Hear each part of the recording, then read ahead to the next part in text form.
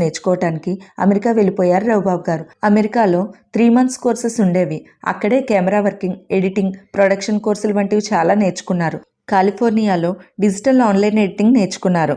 అక్కడే 6 సంవత్సరాలుండి TV Asia వంటి ఛానల్లో కెమెరామెన్గా, ఎడిటర్గా, ప్రోగ్రామ్ ప్రొడ్యూసర్గా, డైరెక్టర్గా పనిచేసి 6 సంవత్సరాల తర్వాత ఇండియా వచ్చారు. తర్వాత చెన్నైలో ఒక యాడ్ కంపెనీని స్టార్ట్ చేసి ఇండియాలో ఉన్న ఎన్నో టాప్ బ్రాండ్స్కి యాడ్స్ చేసి సక్సెస్ అయ్యారు రవిబాబు గారు.